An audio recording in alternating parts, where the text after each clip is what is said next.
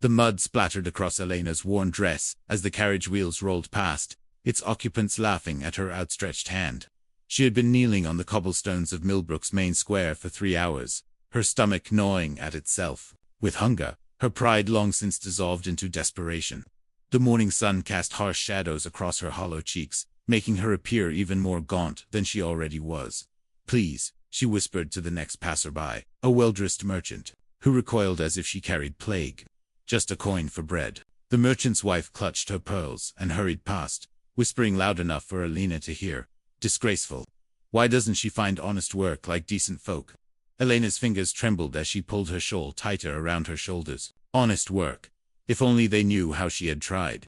3 months ago, she had been Elena Hartwell, seamstress to the wealthy families of Millbrook. Her tiny shop had been her sanctuary, filled with silk and lace, the soft whisper of needle-through fabric. But when the factory opened at the edge of town, offering mass-produced garments at half the price, her customers vanished like morning mist. The eviction notice had come on a Tuesday. The last of her savings had gone to her landlord, leaving her with nothing but the clothes on her back and a stubborn refusal to burden her aging parents in the countryside. She had been certain she could find new work, rebuild her life. That certainty had lasted exactly 2 weeks. "Look at her," sneered a young man in a pressed suit, pausing with his companions to gawk. "Probably spent all her money on gin, and now expects charity." His friends laughed, and one tossed a penny into the dirt several feet away from her. "Fetch, girl," he called out, as if she were a dog. Elena's cheeks burned with humiliation, but her body betrayed her. She crawled toward the penny, her dignity crumbling with each inch. As her fingers closed around the small coin, she felt something die inside her chest, some last flickering ember of the woman she used to be. The crowd that had gathered to watch began to disperse, their entertainment concluded. Elena remained kneeling, staring at the penny in her palm. 1 cent. Not even enough for a crust of bread. The weight of her situation crashed over her like a wave, and for the first time since her ordeal began, tears spilled down her cheeks. The sun climbed higher, and the square grew busier. More carriages, more well-dressed shoppers, more averted eyes, and muttered comments. Elena's presence seemed to offend their sensibilities, a reminder of how quickly fortune could turn. She had become invisible to some, a spectacle to others, but human to none. As the church bells chimed noon, Elena realized she had been holding her breath, waiting for anything to change. But nothing did. The world continued its relentless march around her, indifferent to her suffering. She closed her eyes and wondered if this was how it would end, kneeling in the dirt. Forgotten and forgettable, her dreams dissolved into the cruel mathematics of survival. The penny felt impossibly heavy in her palm, a copper reminder of how far she had fallen. Thomas Blackwood reined in his horse at the edge of Millbrook's main square, his weathered hands steady on the leather straps. He had ridden into town for supplies, as he did every few weeks, but something made him pause today. Through the crowd of bustling shoppers and merchants, he spotted a figure that seemed to exist in a different world entirely, a young woman, kneeling by the fountain, her head bowed in defeat. His sharp gray eyes took in the scene with the same careful attention. He paid to reading the sky for weather or the land for the best grazing. The woman's dress, though dirty and worn, showed quality in its cut and fabric.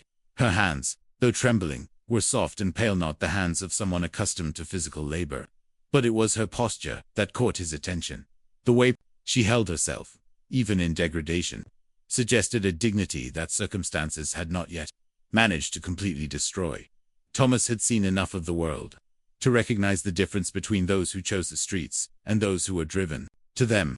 At 42, he had weathered his own storms, built his ranch from nothing after losing everything in a business partnership that had gone sour. He knew the taste of desperation, the weight of pride when it became a luxury you could no longer afford. He dismounted and approached slowly, noting how the crowd seemed to part around the woman as if she were cursed. Their faces showed the particular kind of disgust that came from fear that they, too, might someday find themselves in her position. "Miss," he said quietly, his voice carrying the gentle authority of someone accustomed to calming spooked horses and injured cattle. Elena looked up, startled. She had grown used to being addressed as you, or girl, or not at all. The word miss fell on her ears like a blessing she had forgotten existed. She saw a tall man with silver threading through his dark hair, his face lined by sun and wind, but kind around the eyes. His clothes marked him as a rancher: practical boots, worn jeans, a shirt that had seen honest work. "I'm sorry," she began, starting to rise. "I'll move along." "No need," Thomas said, extending a hand to help her to her feet. "I was wondering if you might be hungry." The simple question broke something loose in Elena's chest. When was the last time someone had asked about her needs, rather than demanding she justify her presence? She nodded, not trusting her voice. Thomas glanced around the square, taking in the hostile faces and whispered comments. "There's a cafe just down the street. Would you join me for lunch?" Elena stared at him, certain she had misheard. "I don't have money." "I didn't ask if you had money," Thomas replied evenly. "I asked if you'd join me for lunch." The crowd around them had grown quiet, sensing drama. Elena could feel their eyes like physical weight. Their shock that someone of obvious means would acknowledge her, let alone invite her to dine. She wanted to refuse, to preserve what little pride she had left, but her body made the decision. For her stomach cramped with hunger, and she found herself nodding. Thomas offered her his arm, a gesture so naturally courteous that it seemed to transport them both to a different world, one where she was still a lady worthy of such consideration. As they walked toward the cafe, Elena heard the whispers following them like a wake. "Who does he think he is? She'd probably steal his wallet. Encouraging that sort of behavior. ... Thomas's step never faltered, and his arm remained steady beneath her hand. For the first time in months, Elena felt something other than shame. She felt seen. The cafe owner, Mrs. Henderson, nearly dropped her tray when Thomas Blackwood walked through her door with the beggar woman from the square. Her establishment catered to Millbrook's respectable citizens, and she prided herself on maintaining certain standards. But Thomas was not a man to be easily refused. His ranch was one of the most prosperous in the county, and his word carried weight. "Table for two, please," Thomas said simply, as if this were the most natural thing in the world. Mrs. Henderson's mouth opened and closed like a fish before she managed to stammer. "Of course, Mr. Blackwood, right this way." She led them to a corner table, her movements stiff with disapproval. Elena could feel the stares of the other diners, hear the sudden hush in conversation. She had never felt so exposed, so aware of her appearance. Her dress, which had once been a soft blue, was now gray with dirt and wear. Her hair, once her pride, hung in lank strands around her face. "I shouldn't be here," she whispered, as Thomas held out her chair. "You're exactly where you should be," he replied, settling across from her. "Everyone deserves a hot meal and a moment of peace." When Mrs. Henderson approached with the menu, Thomas ordered without consulting it. "We'll have the beef stew, fresh bread, and apple pie. And coffee, strong coffee." Elena started to protest. Surely, such a meal would cost more than she had seen in weeks. But Thomas's steady gaze silenced her. This was not charity. His expression seemed to say, this was simply lunch between two human beings. When the food arrived, Elena stared at the steaming bowl in wonder. The rich aroma made her dizzy with longing. She picked up the spoon with trembling hands, trying to maintain some semblance of dignity, but her body betrayed her desperation. She ate with the focused intensity of someone who had forgotten what it meant to be truly nourished. Thomas ate slowly, asking gentle questions between bites. "You're not from around here originally." It wasn't a question, and Elena found herself responding. "No, I came from the capital 5 years ago. I was a seamstress." The words felt strange in her mouth, as if she was speaking about someone else's life. "What brought you to Millbrook?" Elena's hand stilled on her spoon. "I thought I could build something here. The city was so crowded, so competitive.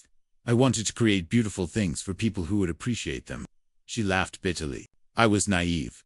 "Not naive," Thomas corrected. "Hopeful. There's a difference." As she continued eating, Elena found herself relaxing for the first time in months. Thomas didn't press her for details about her circumstances, didn't offer platitudes about how things would improve. He simply listened, his presence steady and non-judgmental. "This is the best meal I've had in ... double quotes." She paused, calculating. "In 3 months. When did you last have a proper meal?" Thomas asked. Elena flushed. "I haven't been keeping careful track." But Thomas understood. He had seen the hollow look in her eyes, the way she savored each bite as if it might be her last. He had watched her try to eat slowly, to maintain dignity, even as her body screamed for nourishment. When the pie arrived, Elena's eyes filled with tears. Such a simple thing, apple pie with a golden crust, but it represented everything she had lost: comfort, security, the assumption that tomorrow would bring another meal. "I don't know how to thank you," she said quietly. "You don't need to thank me," Thomas replied. "But I do have a question. What would you do if you had a chance to start over? Elena looked up from her pie, surprised by the directness of the question. I don't know. I suppose I'd try to find work. Any work. What if I told you there was work available at my ranch? Nothing glamorous, cooking, cleaning, mending. But it would come with a roof over your head and 3 meals a day. The cafe seemed to fade around them. Elena stared at this stranger who had already given her more kindness than she had received in months, now offering her salvation itself. Why? She whispered. Why would you help me? Thomas was quiet for a long moment. Because, sometimes, he said finally, we all need someone to believe we're worth more than our worst moment. The wagon ride to Thomas's ranch took them through rolling hills dotted with cattle and wildflowers. Elena sat beside him on the wooden bench, her small bundle of possessions clutched in her lap, still hardly believing this was real. The afternoon sun painted the landscape in shades of gold and amber, and for the first time in months, she allowed herself to look beyond the immediate concerns of food and shelter. It's beautiful, she said, her voice soft with wonder. Thomas glanced at her, noting how the sunlight caught the auburn highlights in her hair, how her face had already begun to shed some of its gaunt desperation. It's home, he said simply. As they crested a hill, the ranch spread out before them, a sturdy, 2-story house with a wraparound porch, a large barn, several outbuildings, and pastures that stretched to the horizon. It was more prosperous than Elena had expected, clearly the result of years of careful work and good judgment. How long have you lived here? She asked. 8 years, Thomas replied, guiding the horses down the slope. I bought the land when it was nothing but scrub brush and optimism. Built most of the buildings myself. Elena tried to imagine this quiet, weathered man as a young entrepreneur, staking everything on a dream. The parallel to her own failed venture was not lost on her, but somehow his success made her failure feel less like a personal deficiency and more like a matter of circumstances and timing. As they approached the house, Elena noticed its details. The carefully tended flower beds, the freshly painted shutters, the wind chimes singing softly in the breeze. This was not just a working ranch, but a home, tended with care and attention. Thomas helped her down from the wagon, his hands steady and respectful. I should warn you, he said. My housekeeper, Martha, left last month to care for her sick sister. The house has been somewhat neglected. Elena followed him onto the porch, her eyes taking in the comfortable furniture, the hanging baskets of flowers that were beginning to droop from lack of care. Through the front door, she could see a spacious parlor with well-worn furniture and books scattered on side tables. I live simply, Thomas continued, leading her through the house. But I believe in comfort. Your room would be upstairs, has a good view of the pasture, and catches the morning sun. He showed her to a room at the end of the hall, larger than the entire space she had been living in before her eviction. A 4-poster bed dominated the space, covered with a quilt that looked handmade. A writing desk sat beneath the window, and a comfortable chair was positioned to catch the afternoon light. I couldn't possibly, Elena began, but Thomas held up a hand. The work is real, he said. I need someone to manage the household, do the cooking, keep things organized. Martha ran this place like a sergeant runs an army. If you're willing to learn, I'm willing to teach. Elena moved to the window, looking out at the pasture where horses grazed peacefully. The scene was so tranquil, so far removed from the harsh realities of the past months, that she felt tears threatening again. I don't know anything about ranch cooking, she admitted. I lived on tea and toast when I was working. We'll figure it out together, Thomas said.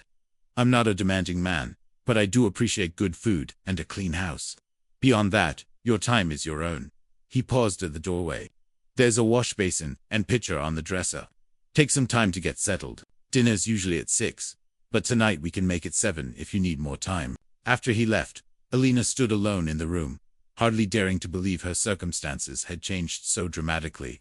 She moved to the mirror above the dresser and barely recognized the woman looking back at her. Her face was thin, her hair disheveled, her dress a disgrace. But there was something else there now, a spark of hope that had been missing for so long. She had forgotten what it felt like. She poured water into the basin and began to wash. The simple act of cleaning herself with warm water and soap, feeling like a luxury beyond measure. As she worked, she wondered about Thomas Blackwood, this man who had seen her at her lowest point, and offered not just charity, but opportunity. What kind of man did such a thing? And what did he expect in return? Elena stood in the ranch kitchen, overwhelmed by its size and abundance. The room was twice as large as her former shop, with a massive cast-iron stove, shelves lined with dishes and cookware, and a pantry stocked with ingredients she hadn't seen in months. Thomas had told her to make herself at home, to prepare whatever she felt comfortable cooking. But she felt like an imposter in this space. She had found a simple brown dress in the wardrobe upstairs mother's. She assumed and, though it was slightly large, it was clean and whole. She had managed to wash and braid her hair, and for the first time in months, she felt almost human again. The sun was beginning to set, painting the kitchen in warm golden light. Alina had decided on something simple: roast chicken with vegetables, using herbs she had found growing in the garden outside the kitchen door. As she worked, she found herself relaxing into the familiar rhythm of cooking, remembering evenings when she would prepare simple meals in her small apartment above the shop. Thomas appeared in the doorway just as she was pulling the chicken from the oven, her face flushed from the heat and concentration. "Something smells wonderful," he said, and she heard genuine appreciation in his voice. "I hope it's edible," Alina replied, suddenly nervous. "I'm afraid I'm better with needle and thread than with pots and pans." "I doubt that," Thomas said, moving to the sink to wash his hands. "You move in that kitchen like you belong there." They ate at the kitchen table, the formality of the dining room seeming unnecessary for just the two of them. The chicken was perfectly cooked, the vegetables tender, and Alina felt a surge of pride when she saw Thomas's obvious enjoyment of the meal. "Tell me about your sewing," Thomas said between bites. "What did you love most about it?" Alina paused, surprised by the question. It had been so long since anyone had asked about her work as something more than a failure to be ashamed of. "The transformation," she said finally. "Taking a piece of fabric, just cloth, really, and turning it into something beautiful, something that made a woman feel special when she wore it. I loved the precision of it, the way every stitch had to be perfect, the way patience and skill could create something lasting." Thomas nodded thoughtfully. "Sounds like building anything worthwhile. Takes time, takes vision, takes someone who cares about the details." "I suppose," Alina said, but there was doubt in her voice.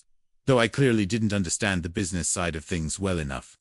"Business is different from craft," Thomas observed. "A man can be the finest carpenter in the county and still lose his shirt if he doesn't understand money and markets. Doesn't mean he's not a good carpenter." Alina looked at him across the table, this man who seemed to understand things about her that she was still figuring out herself. "How did you learn about business?" "I mean," Thomas's expression grew thoughtful. "The hard way, mostly. I made plenty of mistakes when I was starting out. Lost money on bad cattle, trusted the wrong people, thought I could do everything myself." He paused. "But I had one advantage you didn't have." "What's that?" "I failed in private. Nobody was watching. Nobody was judging. I could make my mistakes and learn from them without the whole town knowing about it." Alina felt something ease in her chest, a tension she hadn't even realized she was carrying. "I felt like everyone was watching when things started going wrong, like my failure was entertainment for the whole town." "People fear what they don't understand," Thomas said. "And most folks don't understand how quickly things can change, how thin the line is between success and failure. So they tell themselves stories about why bad things happen to other people, usually stories that make them feel safe, make them feel like it could never happen to them." They finished the meal in comfortable silence, and Alina found herself studying Thomas when she thought he wasn't looking. There was something solid about him, something that spoke of deep roots and steady purpose. He was not a young man she guessed him to be, in his early 40s. But there was a vitality about him that suggested he had found his place in the world and was content with it. "This was delicious," Thomas said as they finished. "Martha was a fine cook, but she had a heavy hand with the salt. This is ... more subtle." Alina felt a warmth that had nothing to do with the cooking fire. "Thank you for the meal. I mean, for all of it." "Thank you for preparing it," Thomas replied. "It's been a while since this house felt like a home." As they cleared the dishes together, Alina wondered if she was reading too much into his words, into the way he had rescued her, into the kindness that seemed to come so naturally to him. But for the first time in months, she allowed herself to hope that maybe, just maybe, she had found not just work but a place where she belonged. 3 weeks had passed since Elena's arrival at the ranch, and the transformation was remarkable. The hollow look had left her face, replaced by the soft glow of someone who slept well and ate regularly. Her hair had regained its luster, and the simple dresses she wore, some Martha's, some that Thomas had quietly purchased on his trips to town, fit her properly now that she had regained some weight. The house, too, had transformed under her care. The neglect of Martha's absence had been gently corrected. Floors gleamed, windows sparkled, and the scent of fresh bread often filled the air. Alina had discovered a natural talent for ranch cooking, adapting her careful seamstress's attention to detail to the heartier fare that Thomas needed for his demanding work. But it was the small moments that revealed the depth of the change. Alina had begun to hum while she worked, a habit she had lost during her months of desperation. She would pause in her tasks to watch the sunrise paint the mountains pink and gold, or to observe the horses in the pasture. The constant tension that had gripped her shoulders for so long had finally begun to ease. Thomas had been patient and respectful, treating her as a valued member of his household rather than a charity case. He consulted her about household matters, praised her cooking, and gradually began to share stories of his own struggles and triumphs. Alina learned that he had been married once, years ago, but his wife had died in childbirth along with their son. The loss had driven him to this remote place, where he had slowly built a life that honored their memory, while still allowing him to live. "You never think about remarrying?" Alina asked one evening as they sat on the porch after dinner, watching the stars emerge in the darkening sky. Thomas was quiet for a long moment. "I did, for a while. But I suppose I never met anyone who felt like ... possibility."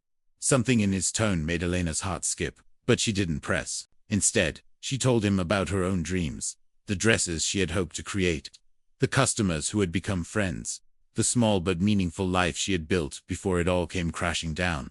"I keep thinking I should write to my parents," she said. "Let them know I'm safe. But I'm ashamed of how badly I failed." "You didn't fail," Thomas said firmly. "You took a risk, and circumstances changed. That's not failure, that's life."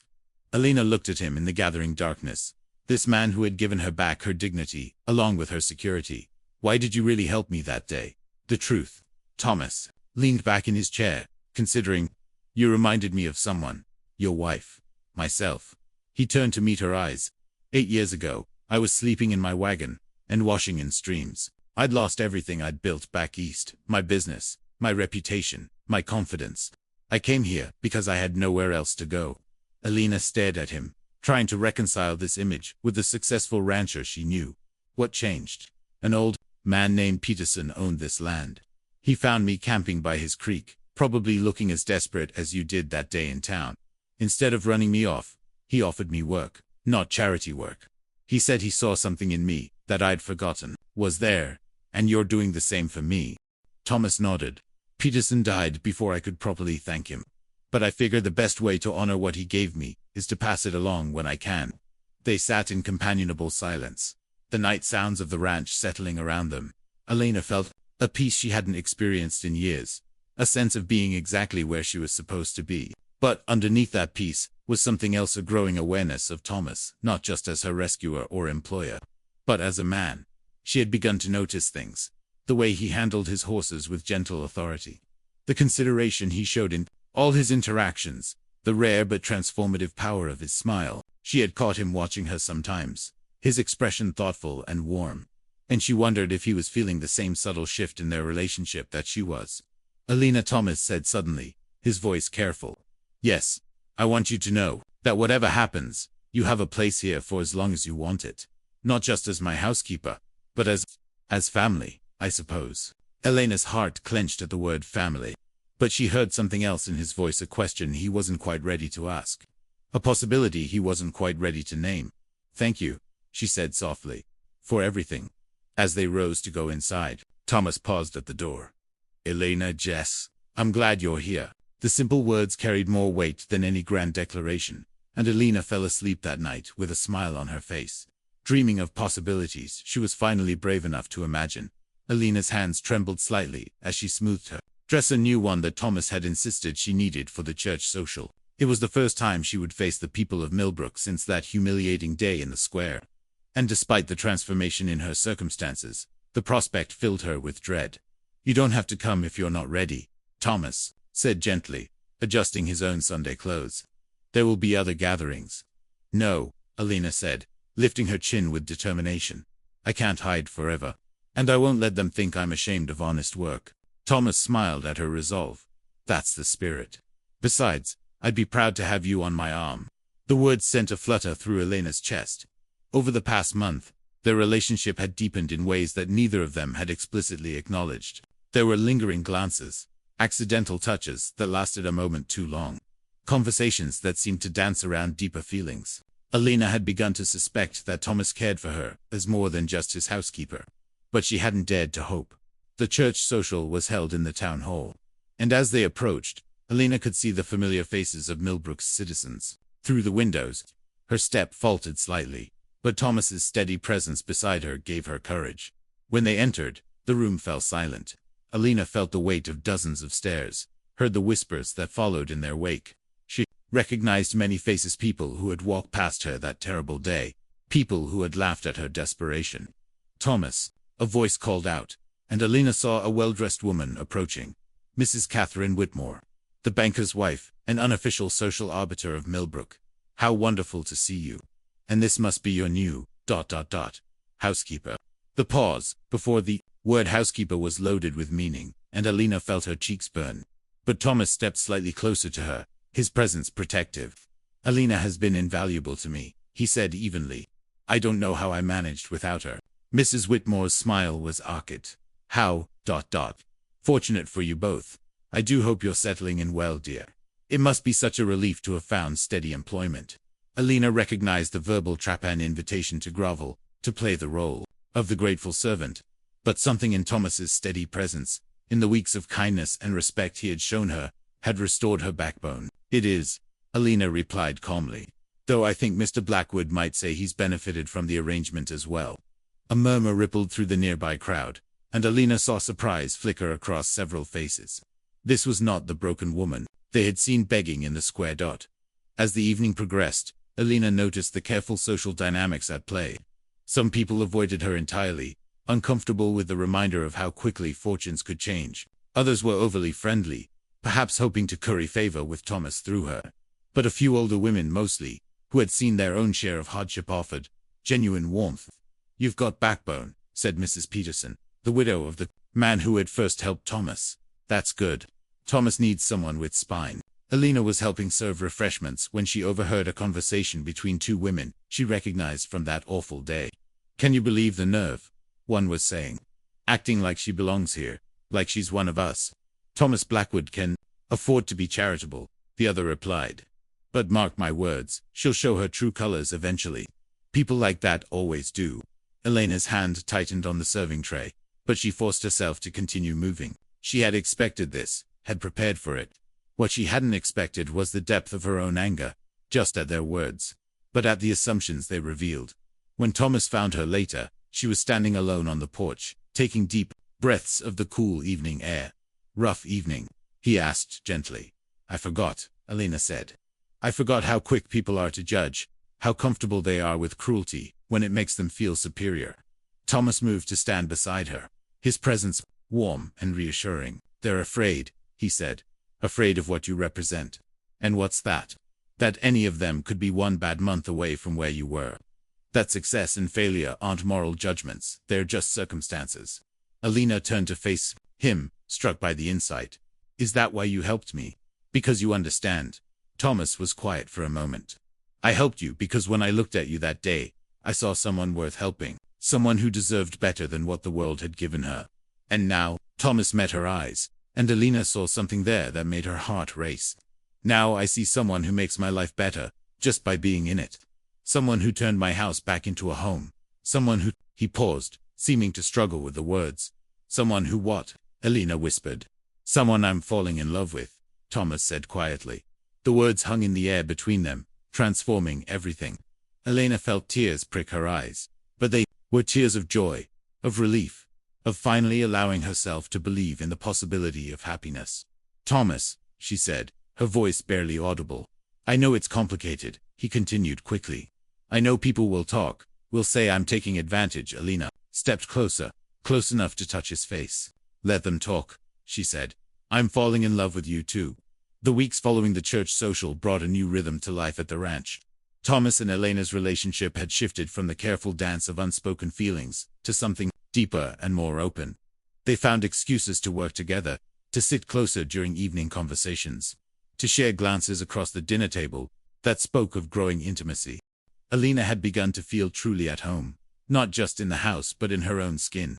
The woman who had knelt in the dirt for coins seemed like a distant memory, replaced by someone stronger, more confident. She had started a small garden behind the house, her seamstress's eye for detail translating beautifully to the arrangement of vegetables and flowers. Thomas often found her there in the mornings, humming softly as she tended the plants. "You're happy," he observed one morning, watching her work. Alina looked up, soil smudged on her cheek, her eyes bright with contentment. "I am." I'd forgotten what it felt like. Thomas knelt beside her, gently wiping the dirt from her face. The gesture was intimate, familiar, and Alina felt her heart quicken at his touch. "Alina," he said, his voice serious. "We need to talk." Alina's hands stilled on the seedlings. "That sounds ominous." "Not ominous," Thomas said. "Important." He helped her to her feet, and they walked to the porch where they had shared so many conversations. The morning was beautiful, with the mountains rising majestically in the distance, and the pastures green with spring growth. "I've been thinking," Thomas began, then stopped, running his hands through his hair. "Actually, I've been thinking about this for weeks, and I can't seem to find the right words." Alina sat beside him, her heart pounding. "Just say what you're thinking." Thomas turned to face her fully. "I love you, Alina. Not just as my housekeeper, not just as someone I've helped, but as the woman I want to spend my life with. You've brought light back into this house, back into my life.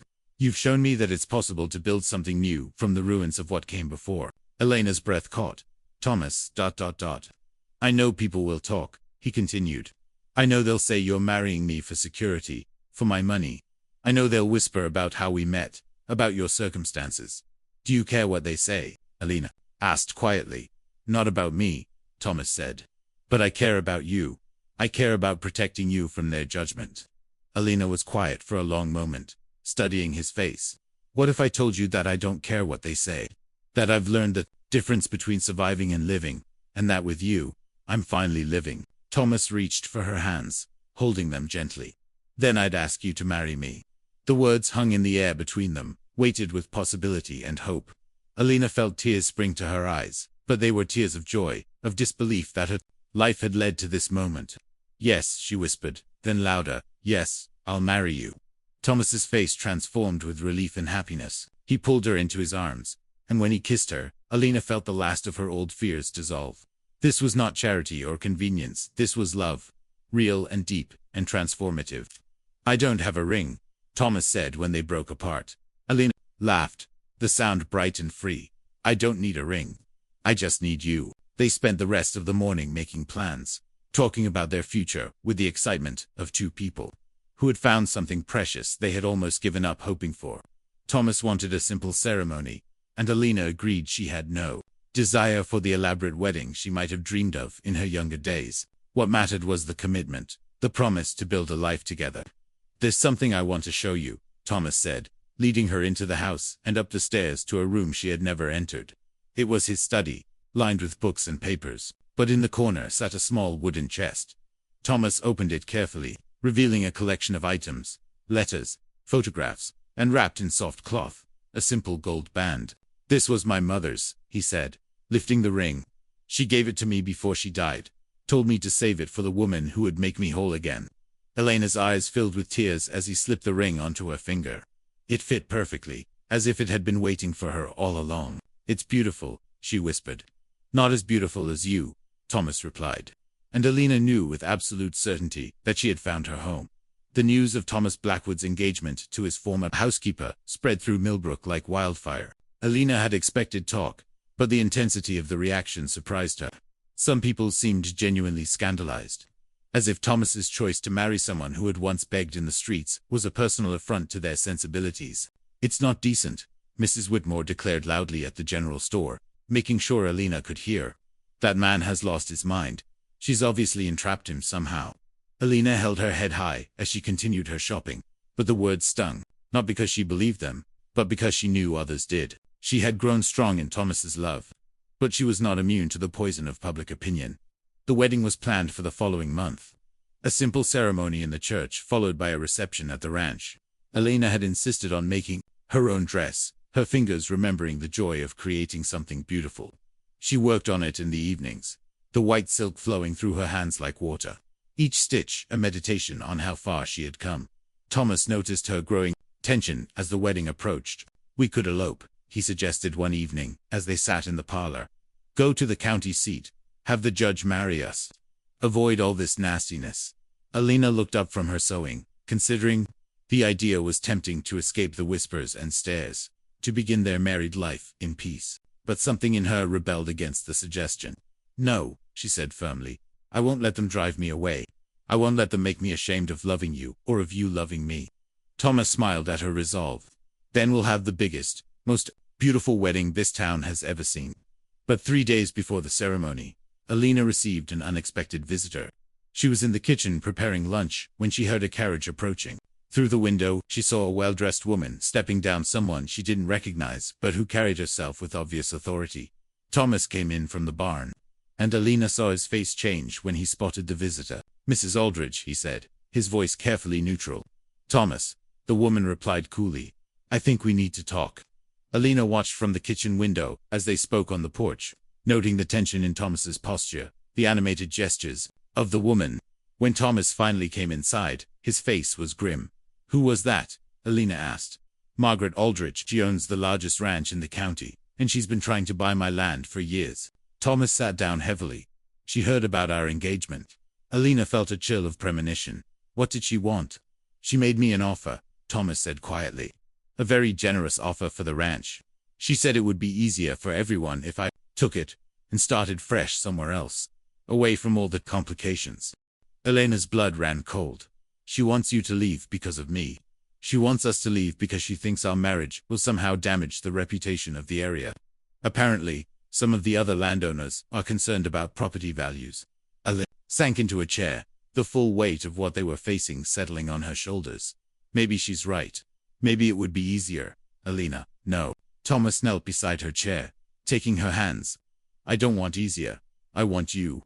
I want our life here, the life we're building together. But if it's going to cause problems for you, for your business, let me worry about my business," Thomas said firmly. "The question is, what do you want?" Alina looked into his eyes, seeing the same determination that had driven him to help her that day in the square. "I want to stay. I want to fight for what we have." Thomas smiled, the tension leaving his face. "Then we fight." That evening, they sat on the porch watching the sunset, both lost in thought. The wedding was only days away, and Alina could feel the weight of the town's disapproval pressing down on them. "Thomas," she said suddenly, "what if we invited everyone?" "What do you mean?" "I mean everyone. The whole town. Make it a celebration so grand, so joyful, that they can't help but be swept up in it. Show them that our love isn't something to be ashamed of, but something to be celebrated." Thomas stared at her, then began to laugh. "Alina Hartwell, you are a remarkable woman." "Elena Blackwood Chubby," she corrected, and they both laughed, the sound carrying across the pastures like a promise. The morning of the wedding dawned clear and bright, as if the sky itself was celebrating. Alina woke before sunrise, her heart racing with anticipation and nerves. Today she would become Mrs. Thomas Blackwood, but more than that, she would publicly claim her place in this community that had once rejected her. The dress she had made was a masterpiece, simple but elegant, with tiny seed pearls sewn along the neckline and sleeves. As she put it on, she remembered the woman who had knelt in the dirt just months ago, and marveled at the journey that had brought her here. Thomas had insisted on hiring musicians from the county seat, and the sound of fiddles and guitars drifted across the ranch as guests began to arrive.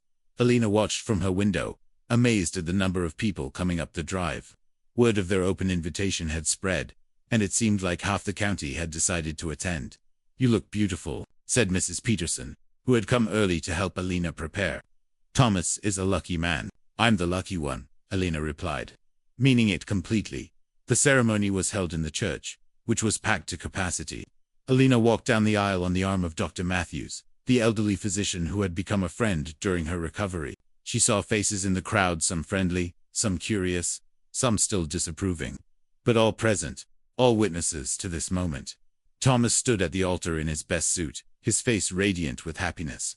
When their eyes met, Alina felt the rest of the world fade away. This was what mattered, not the whispers or the stares, but the love that had transformed both their lives.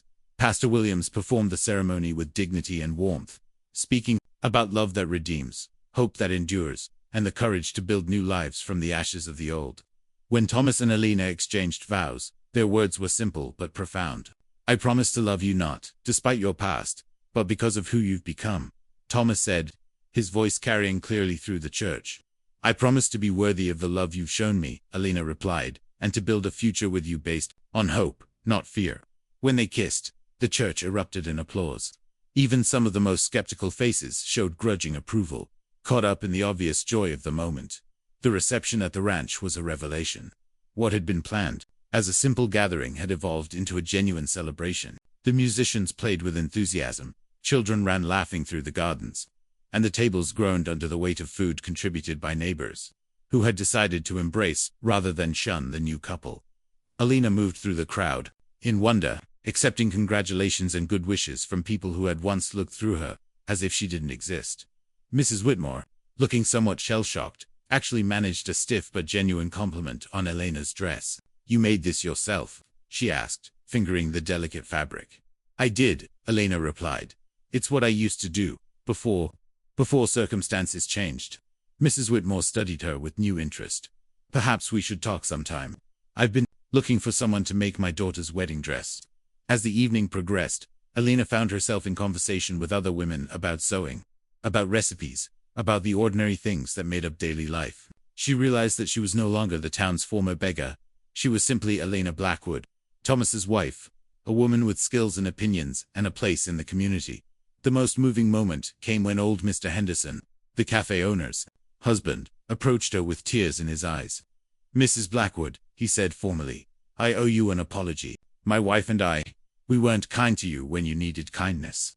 I've been thinking about that day, about what it must have taken for you to keep going when everything seemed lost. Elena felt tears prick her own eyes. Thank you for saying that. It means more than you know. You're an example to all of us, he continued. About resilience, about dignity, about not letting circumstances define who you are. As the evening wound down and the last guests departed, Elena and Thomas stood on their porch, watching the stars emerge in the clear sky. Elena was still in her wedding dress, but she had kicked off her shoes and was leaning comfortably against her husband's shoulder. How do you feel, Mrs. Blackwood? Thomas asked, his voice warm with satisfaction. Like I'm home, Elena replied. Like I'm exactly where I'm supposed to be. Thomas turned to face her, his expression serious. You know this is just the beginning, don't you? We'll face challenges, disappointments. Life won't always be this perfect. Elena smiled, thinking of how far they had both come. I know, but we'll face them together. And that makes all the difference. As if to prove her words, a shooting star streaked across the sky above them, bright and brief and beautiful. Elena closed her eyes and made a wish not for herself, but for all the people who were still kneeling in the dirt, still waiting for someone to see their worth, still hoping for a second chance at happiness. When she opened her eyes, Thomas was watching her with the same expression he had worn that first day in the town square, as if he saw something precious that others had missed. I love you, Elena Blackwood, he said. I love you too, Thomas Blackwood, she replied. Thank you for giving me back my life. Thank you for giving me back my heart, he answered, and they stood together under the stars. Two people who had found their way home to each other through the kindness of strangers and the courage to believe in love. In the months that followed, Elena's story became legend in Millbrook, not as a cautionary tale about the dangers of failure, but as a reminder that anyone could fall and anyone could rise again. She started a small sewing business from the ranch, creating beautiful garments for women throughout the county. More importantly, she and Thomas quietly helped other people who found themselves in desperate circumstances, paying forward the gift that had been given to them. Years later, when visitors asked about the elegant woman who ran the most successful ranch in the county, old-timers would tell them about the day Thomas Blackwood found his wife kneeling in the town square, and how love had transformed, not just her lives, but an entire community's understanding of what it meant to see the worth in another human being. Elena never forgot that day in the square, but she no longer remembered it with shame. Instead, she remembered it as the day her real life began, the day she learned that sometimes you have to lose everything to find what you truly need, and that the greatest love stories begin not with perfection, but with the courage to extend dignity to someone who desperately needs it.